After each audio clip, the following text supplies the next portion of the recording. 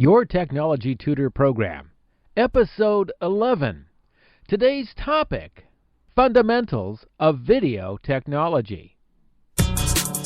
Welcome to the Your Technology Tutor Program, where you'll learn how to be more successful using personal technologies like Mac computers, iPhones and iPads, useful software, cool web tools, videotaping and editing, digital photography, and more. And now, here's the host of our program, Your Technology Tutor, Chet Davis.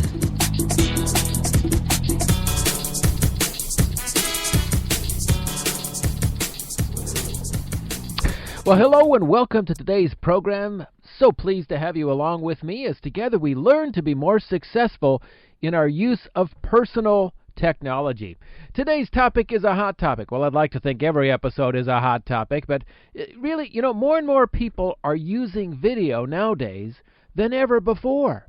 And I think there's two primary reasons. One, I think video cameras are more available than ever before. Just like digital still cameras, there are lots of very affordable digital video cameras. A number of years ago, you had to spend hundreds and thousands of dollars on video cameras, and you still can, but you can also get a decent video camera for under $100, under a couple $100. That'll even shoot HD video, and we're going to talk about what that really is. And then, many smartphones today can shoot good and even very good, close to great video. And with the proliferation of sharing content, more folks are shooting and sharing videos. Smaller, what I call snippets, but they're still shooting a lot of video for their vacations, for family memories, etc.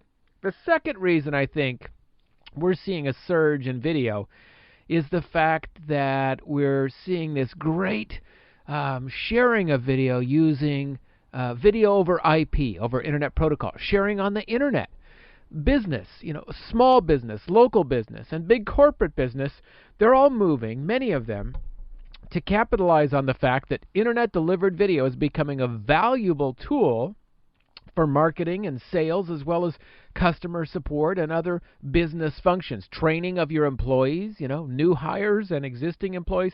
There's a lot of great opportunities to use video, and we're seeing it being used more and more. And it's a very effective tool. This is coming from a guy who, been doing video for about 40 years now. Now, so in today's episode, then, I'm going to explain some of what I consider to be the fundamentals of video technology. The topics I'm going to share with you today are based on some of the most common questions I receive and have received in the past, and also just kind of did some research on the internet and said, hey, what are some of the most common questions people have about video technology?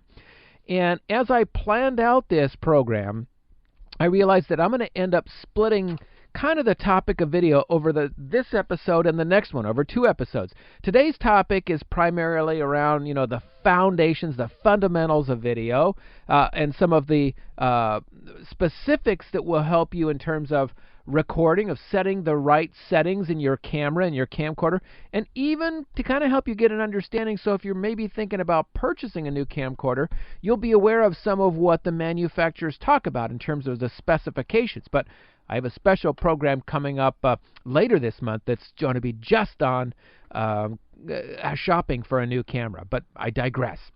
So again, today's topic really, the foundations of digital video. Now, I have to say that this, I am providing information at what I would call a novice, or, in some ways maybe an intermediate level. This is not designed to be for the a full-time professional video producer who's well steeped in the industry. This isn't going to be groundbreaking stuff for you. This is for what I call the common person, the everyday John and Judy, the people that are maybe they're comfortable pushing the buttons, but they'd like to learn more about how their video camera works, what it is, and what are the right settings, what are the best settings. So to that end, I will provide just enough information to make sense of a topic, along with a summary, what I'm calling the takeaway to know about a topic, to try to make it as digestible as possible without having to take antacids. All right. So first of all, let's start with a very, very basic. And at the risk of sounding condescending. Now, here's my style. If you've listened to my podcast before, you already know that. This is how I am as a teacher. As an expert technology teacher, I know people are at all different kinds of levels.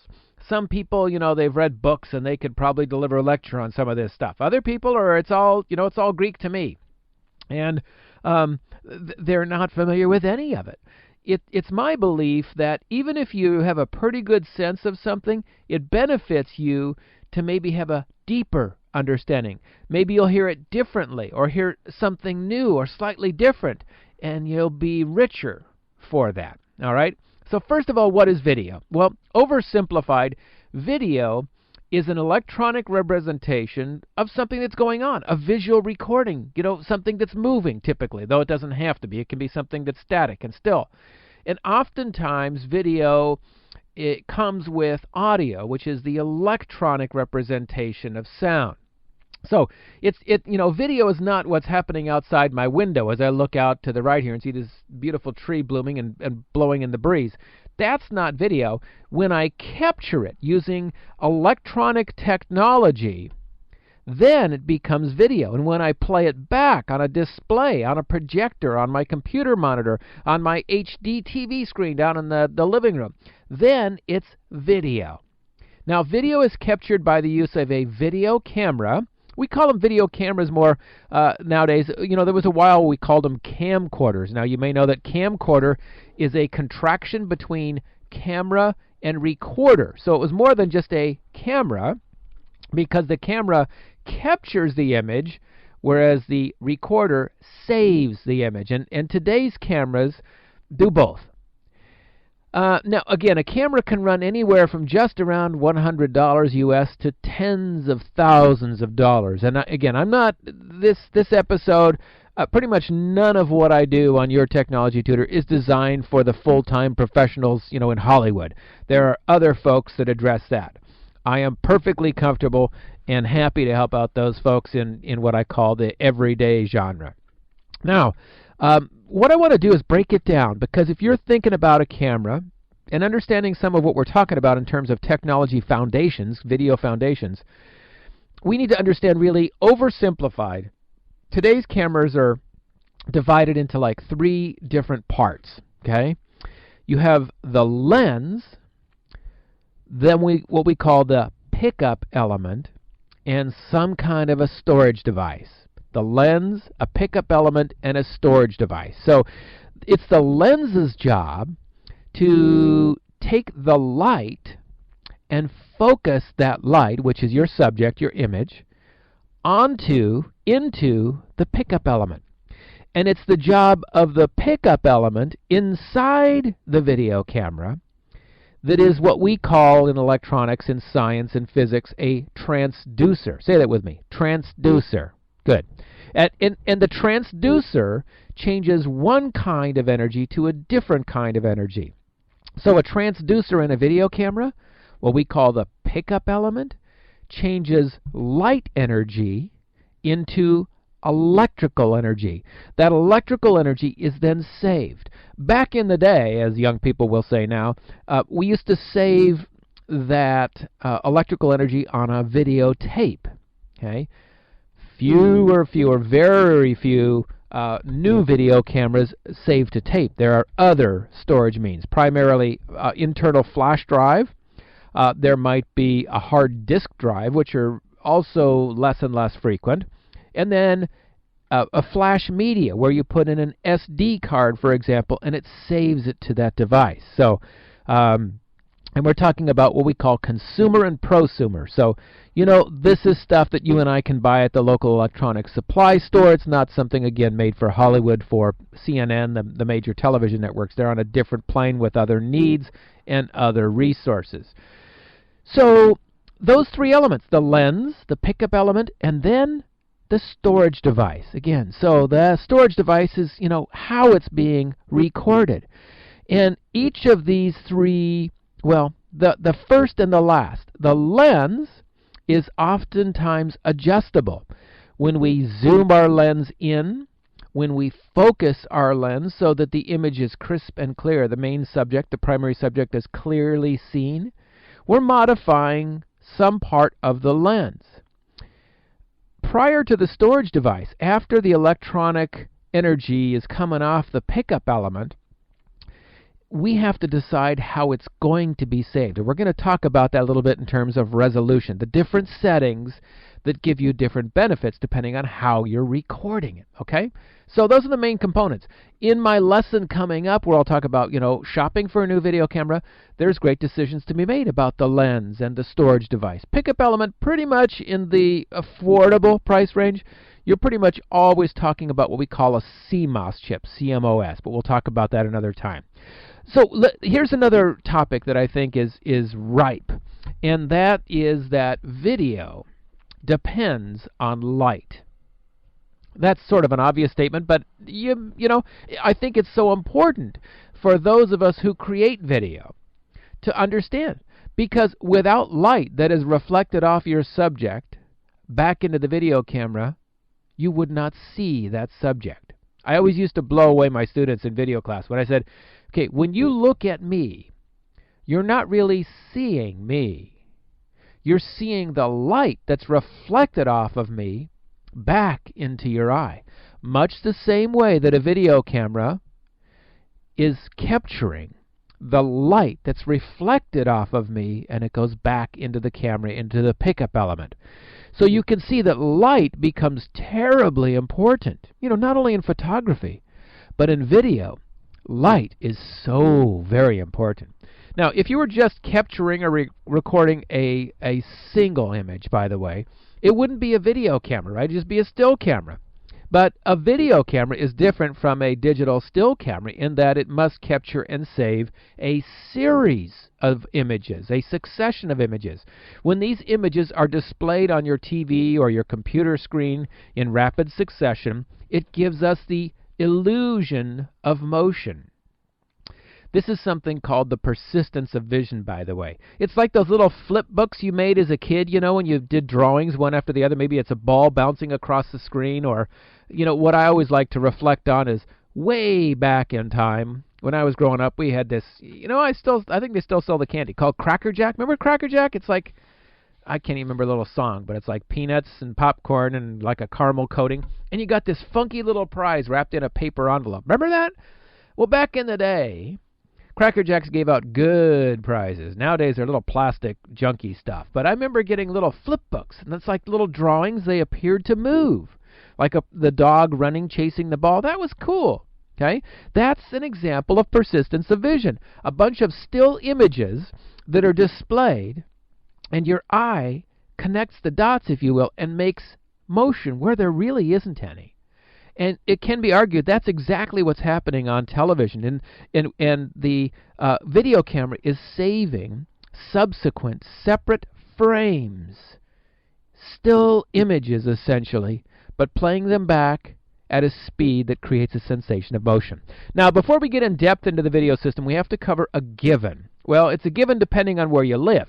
If you reside in North America, the frequency of the electrical current coming out of your wall socket is what we call 60 hertz, Hz. That's a measurement of the frequency, if you will. It's kind of like the speed the electrical signal moves through the current, through the wires, through the cables, into your electrical components. 60 hertz is a measurement, again, of the electrical wave. It's moving 60 cycles in 1 second period of time. The measurement is 60 hertz. Now, in many European countries and elsewhere around the globe, the electrical current travels at 50 hertz, 50. So we have a difference there, and this will become important, at least relevant, in the next few minutes. I promise. It's not just some abstract thing that I'm throwing out. Now, when you go to set up your video camera, most cameras today have settings that allow you to select from different frame rates and resolutions. Frame rates and resolutions. If you've been around video, or if you've been, flipping through your video camera manual, or you've gone into the menu on your camera and you saw maybe frame rate and resolution, what they might call image settings or movie settings, that's what I want to explain to you right now. I think it's really important. First, we're going to do frame rate, then we'll take a little break and come back with resolution. So frame rate. as I mentioned just a few minutes ago, the video camera has to capture enough frames to give us the sensation of motion. Each full capture of the electronic sensor, remember that pickup element that changes light energy to electrical energy? That's what we call a single frame of video. So in video and television, when we say a freeze frame, it's one full image, one full frame that your camera has captured. Now, that frame rate, the speed of each new frame, can be a variable setting. For a long time, it was set based on the electrical current. In North America, when you shot video, in the 70s, the 80s, and 90s, even in the early 2000s, you were shooting 30 frames per second, 30 FPS. 30 full frames of video were captured every second of time.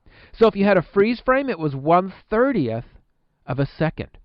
Now note that the number 30 is divisible from 60, the electrical frequency, so it is tied to that. In Europe, the normal frame rate would be 25 frames per second, which is divisible from 50. Okay, so there's a correlation. That's why I was talking about electrical current. They are tied to the frame rate. Now again, for a long time I said that was the standard. That's all we could do in consumer, family video, even in local business, that kind of stuff, until you went with the big cameras. And this is totally different from the frame rate in film, but that's kind of oozed in here. Here's the wrinkle. To prevent flicker, the early TV engineers divided up that full frame into halves, into what we call a field, an odd field and an even field. So an odd field and an even field together made one full frame of video. You don't have to memorize that. That won't be on any test, but it does pertain to something coming up in a second here. So really, this system of TV we're talking about, we've been using for a long time, is known as 30 interlaced frames. Modern cameras record not only at 30 frames per second, which is actually on the menu for your camera listed as 60i, 60i, because there's two fields for every frame. Remember I said it's called interlaced? That's what 60i is. Interlaced video. Interlaced video. That's 60i. Now, modern cameras also have the ability to record at 30p. So not interlaced, but what we call progressive. So when you see a camera that says 30p or 24p, that's progressive, not interlaced. It's recording each full frame without that interlace. And that comes big into play into internet distribution of video, which we're going to talk about in the next episode of the program. So we have the ability to set our camera for 60i, which is generally speaking the most universal with every kind of editing system. But there's also 30p, there's 24p, and there's even in some of the newer cameras something called 60p, 60 frames per second, progressively recorded. Now, there's a lot that we could go into more, but it goes beyond the scope of what I wanted to cover today, okay? If you have questions, make sure you go ahead and put them in the show notes, which I'm going to give you the website to in a little bit here. But why this is important is if you're going to edit the video, not all editors are compatible with all these formats. Some are. Some have to be converted before importing or recording that video into the software so you can begin your next video masterpiece. So here's the takeaway about frame rates. Make sure you know your video editor, whether it's a standalone system like the Casablanca, or if you're doing software, maybe it's Vegas Studio, Pinnacle, maybe you're using iMovie, Final Cut Pro, whatever you're using, make sure you're aware of the compatible frame rates. Because there's nothing worse than spending minutes or even hours recording this great stuff and find out that you're going to have a headache to edit it later on. All right, that sound means it's time for our cool find. Every program I use this segment to share a cool gadget application or web app that I think is cool and particularly worthy of sharing with you. This week it's an app for your iPhone, your iPod Touch, or your iPad. This from the folks at Udemy, U-D-E-M-Y, the Academy of You. You'll find them, their website, at udemy.com. Well, what is Udemy? If you're not familiar with it, it's one of the most popular services providing online education courses, which means you can learn stuff via the internet using your computer. So you can sit at home, you can sit in the office, in the library, what have you, and actually take a variety of different classes. There's short classes or classes that have hours and hours of instruction, and most of the classes are video-based modules. Now, as a professional educator, as an expert teacher, I discovered the Udemy platform last summer and really liked it. I liked it so much I learned some things, but I became an instructor. I have several classes already available on Udemy today, and a half dozen more coming over the next few months. For example, right now, I have 2 free classes on Udemy. One's called Tech Basics, Cables and Connectors, and the other is Pandora Internet Radio. Those are both free. I also have 2 premium classes, each with more than 8 hours of quality video lessons. Those 2 courses are titled Mastering Your iPhone, and also there is iPhone Photography Secrets. The cool thing about Udemy app for iOS, which is our cool find for this week, is that you can learn wherever you are. In the bus, on a train, waiting at the post office, the DMV, the doctor's, the dentist's office. You can even download video lessons in advance if you know you'll be away from internet service. Like you're going to go on an airplane, maybe take a long trip and there's not going to be Wi-Fi, or you're going camping for a week and you don't know if there's going to be Wi-Fi down at the waterfall. You can download modules or video lessons and watch them on the app. Very cool. The app is free, and the courses on Udemy range from free to paid. Most are probably, I would say, in the $20 to $40 range, but some do. They have other courses that charge even more than that maybe have a different kind of focus. You'll find the Udemy app in the App Store, and I'll have a link to the app page in today's program notes, along with links to my classes on Udemy, and today's show notes are found at yourtechnologytutor.com/11, just the numeral 11, yourtechnologytutor.com/11.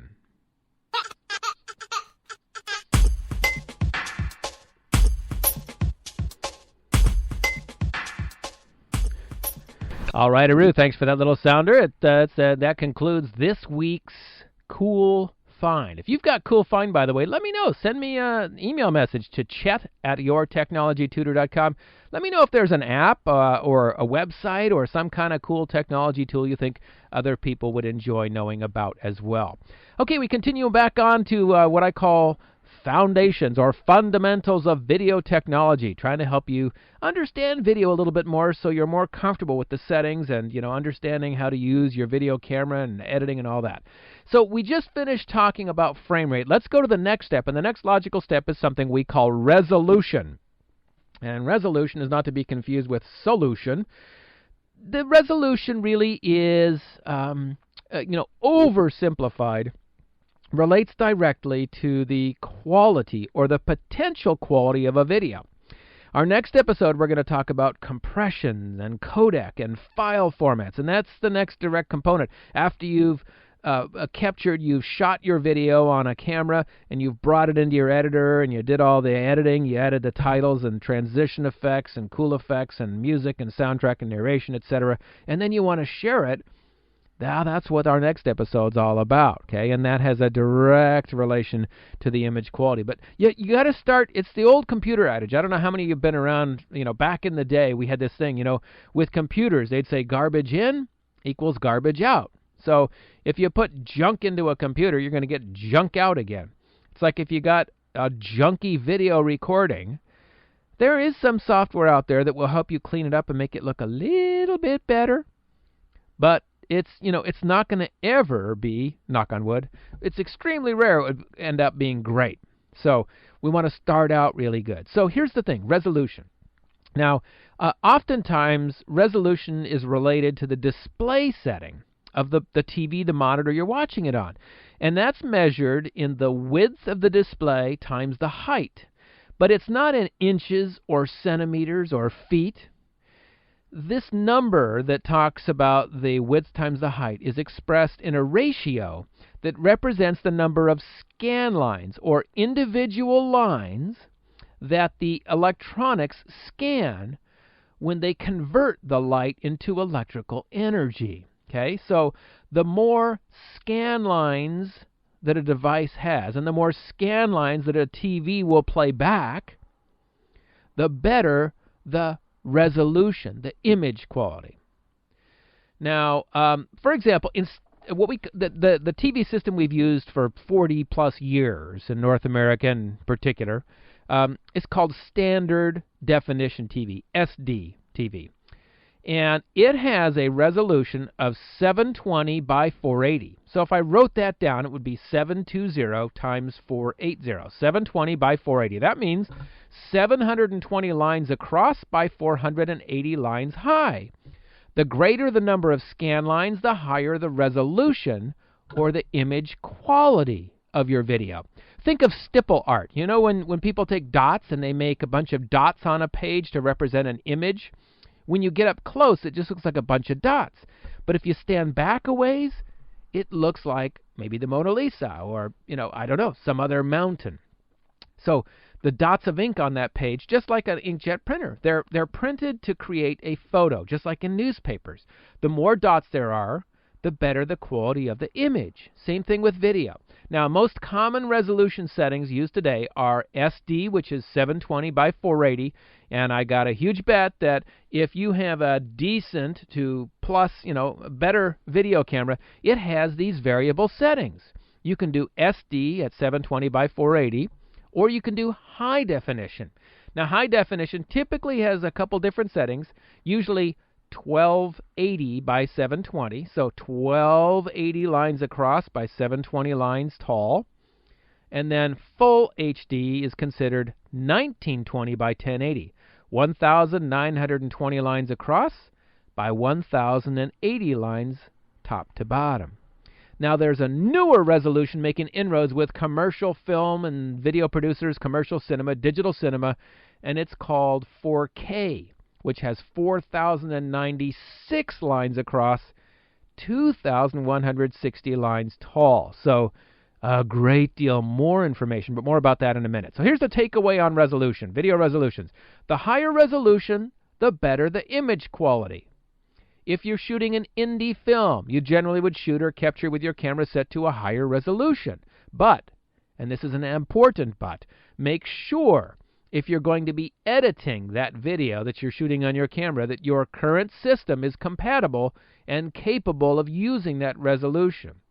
Also be aware you can always shoot, videotape, capture in a higher resolution, and then convert the final product to a lower resolution for various display purposes. All right, the next thing I want to cover here in our video fundamentals are three kind of acronyms or terms. SD, HD, and 4K. Again, SD, HD, and 4K. These abbreviations or acronyms are different ways to describe the resolutions we just talked about. SD is standard definition. Now, SD typically has a resolution of 720 by 480. Now, you can also take an SD video and output lower resolutions. This used to be more common when folks used dial-up modems that took longer to share a video. Now, most folks typically won't go anything lower than 720 by 480. Typically. I know there are some reasons and there are some times, but for the most part, don't go too much lower than that. There are some really inexpensive, what they call pocket cameras, that also do lower resolution files than that. You might see it on sale on the internet, on some website. Hey, buy this, pocket video camera for $39. Well, I always recommend testing that stuff out. If you ever have a question about some technology like that, shoot me an email, put it on the website, yourtechnologytutor.com, put it in the blog. I'm happy to follow up on that kind of stuff because I hate being taken by something that looks better than it is. And chances are, if it looks like garlic and smells like garlic, it probably is, meaning that it's probably a better deal, sounds like a better deal than it really is. Anyway, so SD is standard definition. HD is high definition. Okay, again, there's those two common resolution sizes for high definitions, the 1280 by 720 and the 1920 by 1080. And then we have 4K. 4K because K stands for thousands in the metric system. And 4K typically presents the highest quality cinema projection coming in. That's the resolution that's 4096 by 2160. So that 4K refers to the number of pixels across. 4096, 4000 4K. Okay? So really that's all those terms mean. They're just different ways of talking about the resolution. Also, when someone discusses the native resolution of a video, by the way, they're saying, oh, does it edit native HD? Well, they're talking about the original resolution. Because remember, oftentimes you can scale or down-res or modify a resolution even within a player to adjust the video for playback at a lower or different resolution. Lastly, I should mention something called up resolution. Up converting, you've probably seen there's DVD players. We'll play your regular DVDs and we'll also up convert DVDs to or near HD quality. Well, there are electronics in these devices that enable and allow an SD signal, a lower resolution signal, to be boosted so it will look better on an HD display at the higher HD resolution. So maybe you've got a big screen TV and maybe you're connected to the, the HD premium cable service for watching sports and everything in HD. And you got some old DVDs, some old movies. And you want to see them in their best quality. Well, some of these DVD players will make it look better. But be aware, who is it? Stephen Hawking, somebody once said, there's no such thing as a free lunch in the physical universe. You can't make HD from something that didn't start out as HD. You can make it look better, okay? But there's no way to get it up to the same caliber of video recorded in true HD. Although, again, I've seen a couple of these systems, and they look nice. They do look better than true standard depth. Here's the takeaway about these acronyms, abbreviations. They're just another convenient method for talking about a specific or a group of resolutions. Next, we have aspect ratio. Aspect ratio. And the aspect ratio also directly relates to the resolution. It's the mathematical ratio of the frame width times height. For example, when folks talk about 4:3 video, you might have heard that term. Hey, is your video 4:3? I want to include it in my keynote, my PowerPoint presentation. Well, they're usually referring to an SD video that's 4:3. That's the old school. It's closer to a square than the wider rectangle we have in widescreen. Most folks who talk about widescreen video are referring to HD footage, high definition, but you can also have SD footage with a widescreen aspect ratio. Now, traditionally, widescreen aspect ratio is 16:9. When we're doing it on televisions and on video, it's usually 16:9. That's an aspect ratio for HD TV and widescreen SD TV. Why that's important is if you have an older video camera, you may not be interested or have the need to go out and get a brand new spiffy HD flash video camera, tomorrow. But you got this project coming up.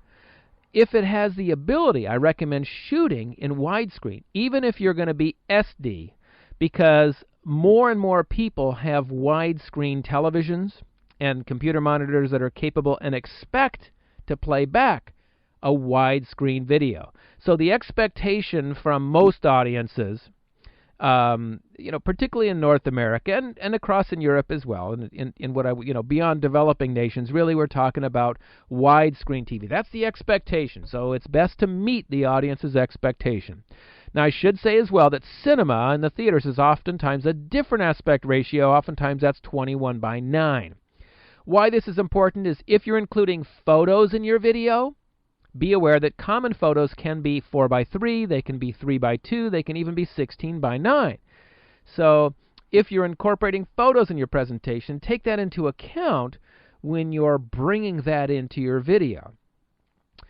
Here's the takeaway. I would say that, we need to be conscious if we're mixing different cameras. If you're mixing photos with your videos, it's easier to keep them consistent if you have that control from the start. If you're using different cameras, different people are helping you out, I would recommend they're all set at the same aspect ratio, like they're all set 16:9. And your photos are going to work most best, if they're shot in the 16:9 aspect ratio. They're going to cover the whole screen. If they're shot in 4:3 or 3:2, then you're going to crop them or adjust them in such a way it's not going to cover the full screen. All right? All right, two more terms related to aspect ratio are pillar box and letterbox. Pillar box and letterbox. These two terms relate directly to a video of one aspect ratio that's being played back on a display or TV that has a different aspect ratio. Now, many of us wrestled with this, and you still might, if you have an older TV, a 4:3 aspect ratio TV, not a widescreen TV, a TV that's been there for 20 or 30 years. If you go to play back a contemporary DVD, most oftentimes you will see black lines, they call a black mat, at the top and bottom of your screen. Again, many of us experience this for years when watching a Hollywood movie on our TV set at home. That's called letterboxing. And the reason why is the black lines at the top and bottom make sure that the width of the program, the original program in the theater, the movie, the film in the theater, shows up on your TV screen. But because it's wider than that rectangle of 4:3. Now, the reverse has a different name. If you take a 4:3 video, maybe an older video, your family reunion from 20 years ago, and you play it back on a new widescreen TV, you're going to see black mat, in other words, the black bars at the left and right side. We call those pillar boxes because the video fits top to bottom, but it's not as wide as a regular widescreen video. So instead of just leaving nothing there, the TV masks it by putting black lines. Both of these things allow you to retain or keep the original aspect ratio of the video, and that, by the way, is what I prefer. Many contemporary TVs also allow you to stretch the film to fit your TV, which I do not like. Big not. N-O-T, not. It looks like a funhouse mirror. Now, sometimes you can even zoom in for the TV, so you're not showing black lines. Instead, you're just showing the signal, but then usually you're cutting off or cropping part of the original film. All right? So two more concepts here. I know we're running a little later than usually. Usually I like to keep it about 30, 32 minutes, but I want to go on with two last things, and that is what we call the color standards and region codes. All right. So color standards. These are different systems for transmitting and displaying color programs on TVs around the world. And a lot of people, if you've been in North America all your life, you never traveled outside, you never traveled other than domestically, you may not even know this is an issue out there. But it is. This is color standards.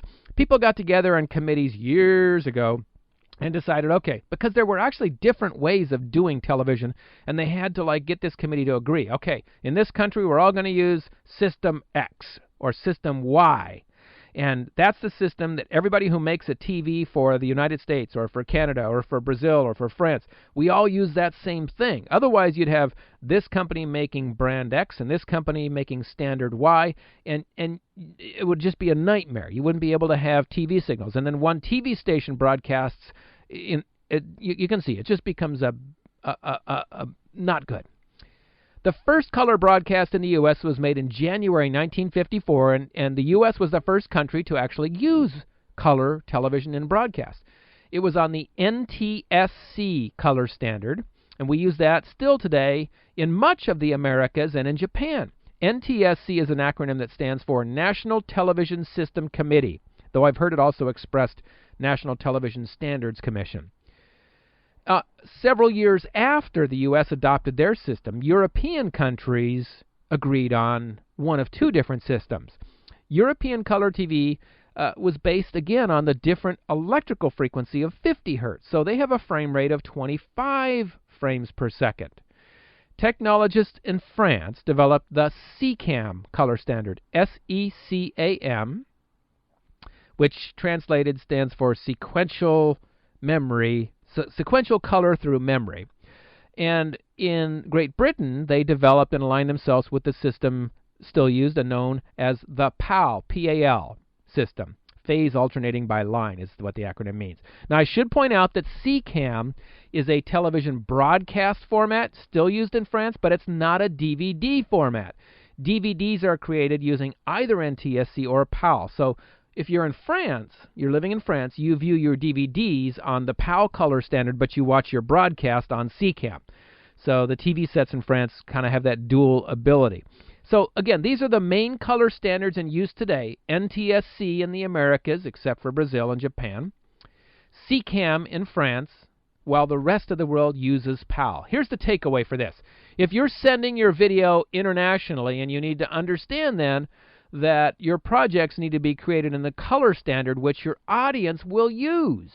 Okay? But I should say this. Other countries do have a great number of what we call multi-standard devices that allow playback of a variety of color standards.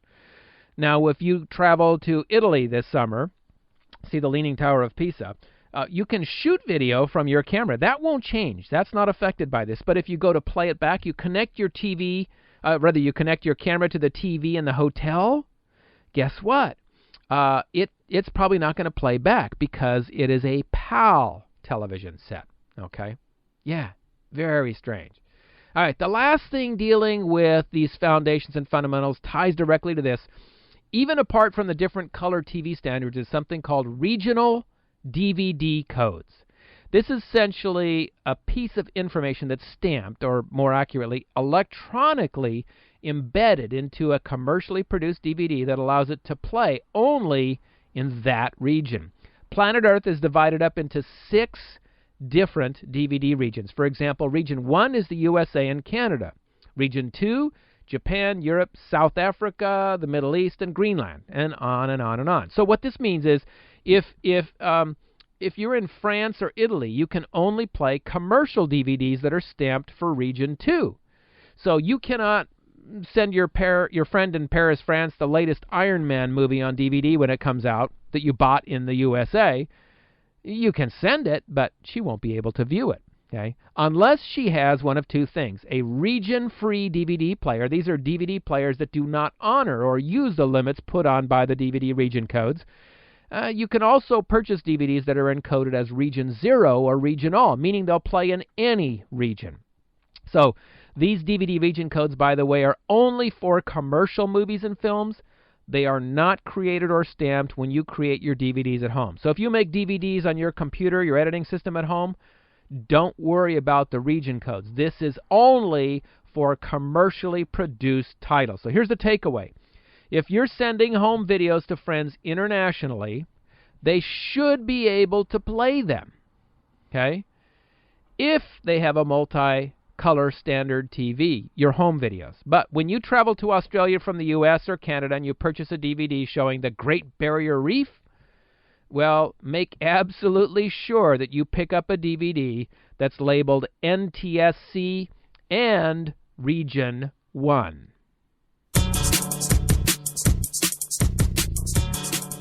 Well, that's it for today's program. A lot of information, but I think, some useful, helpful stuff for you there.